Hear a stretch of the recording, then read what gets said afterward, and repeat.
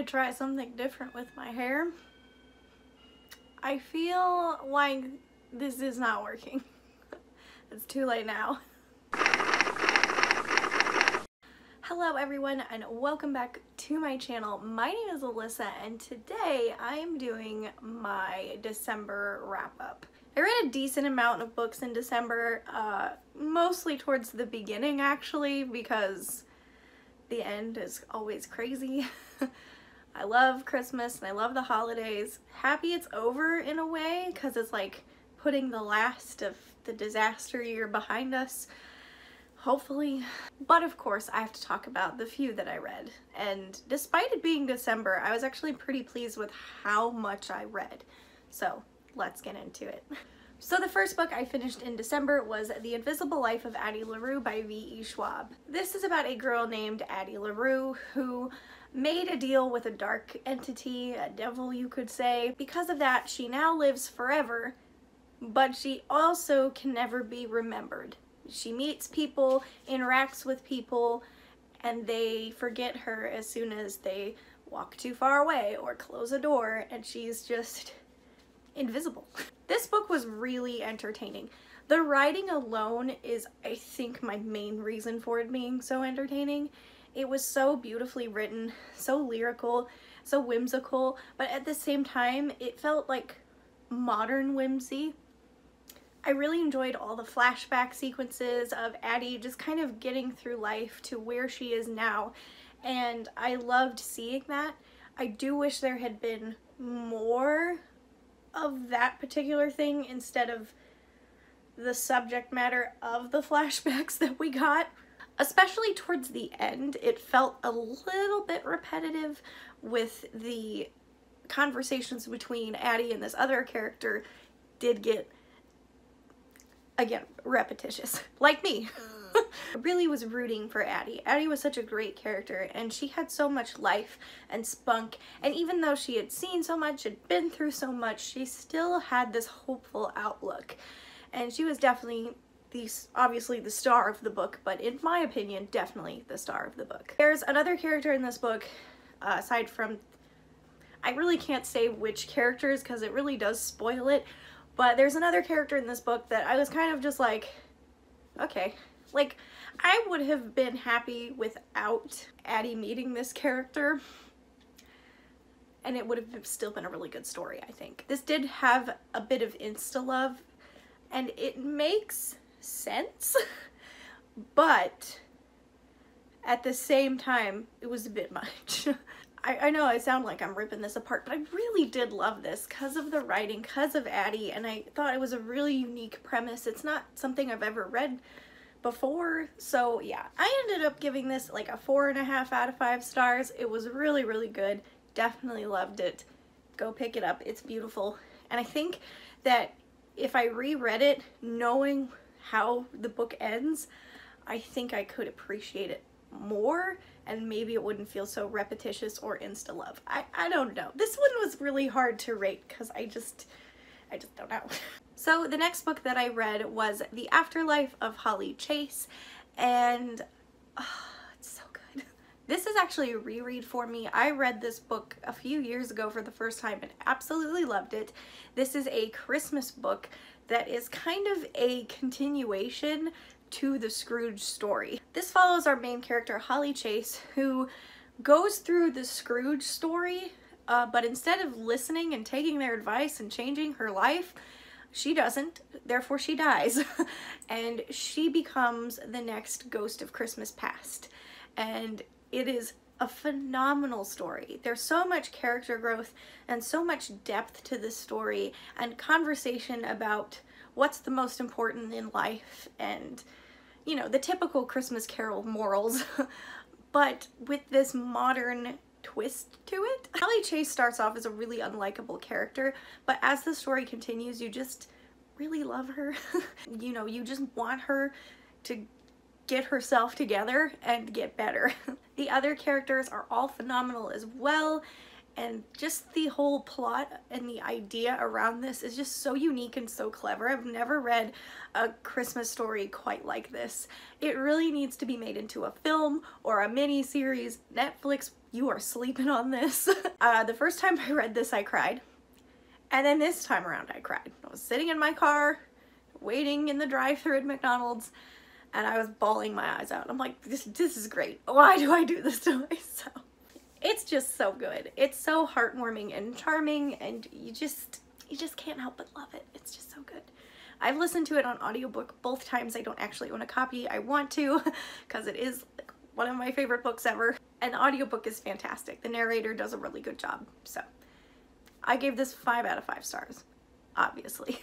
Okay, and then the last book that I finished reading is A Perfect Christmas by Debbie Macomber. Yes, I still have this book in my house because I haven't been to the library yet to take it back.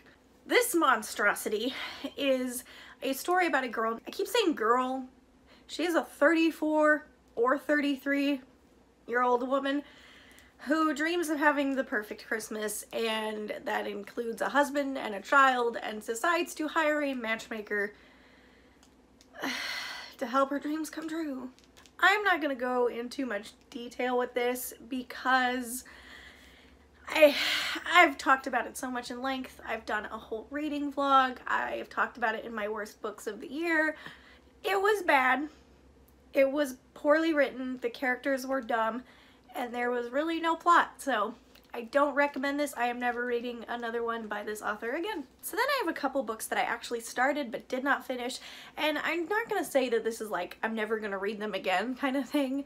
I guess I just wasn't in the mood, and honestly these 2 books from the descriptions were not quite what I was expecting. And the first one being Forged in Fire and Stars by Andrea Robertson. I picked this up, I think I got like 50 or 60 pages in or something.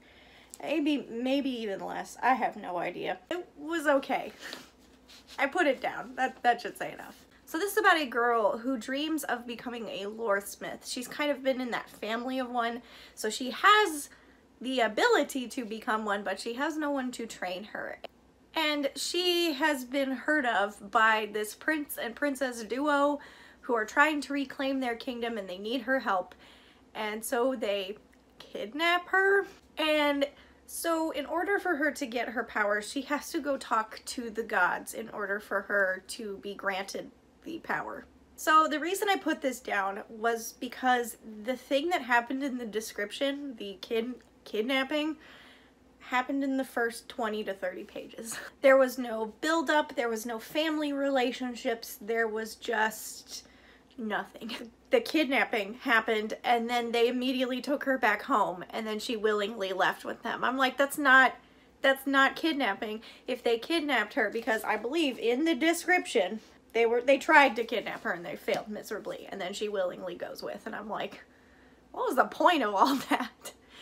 I think the thing that really bothered me though is that we suddenly have to go on this journey to talk to each of the gods, and goodness knows how long that's gonna take.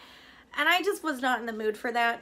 Maybe one day I will be, but yeah, it was just not what I expected. So I put it down because I did not want to get in a reading slump before the end of the year. I really struggled this month with picking up books, especially after The Perfect Christmas. Not because The Perfect Christmas put me in a reading slump, but because I was having a really hard time deciding what I wanted to read, and everything I picked up just wasn't it. So the next one is The Princess Will Save You by Sarah Henning. Again, picked this up, and it was just kind of like meh. Again, who knows, might pick it up another day. I guess I just wasn't in the mood when I thought I was in the mood. This is pitched as a gender-bent fantasy feminist thing, I don't know, inspired by The Princess Bride, and I can see some similarities.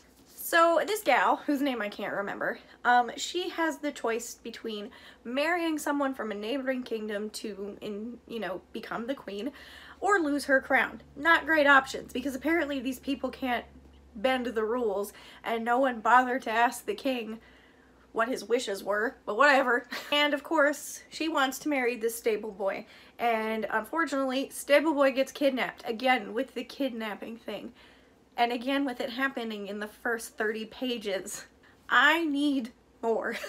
I needed build-up. I needed romance. I needed to see and understand why the main character was going to save him. He was very bland in the first 30 pages, and I said, who cares? You know, it didn't grip me. I thought that it was a bit much and not enough at the same time.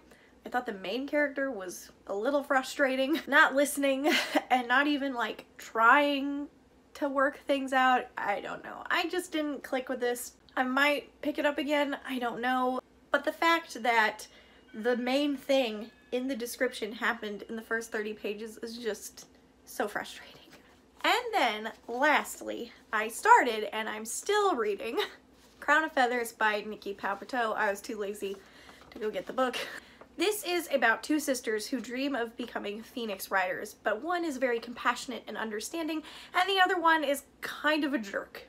These two girls have this dream of becoming riders. They kind of go their separate ways. Our main character, the one we follow the most, actually the only one we follow, her name is Veronica, and she figures out how to become a rider, finds the group, but they only take boys. So she disguises herself as a boy in order to join the group. And so far, this has been surprisingly amazing.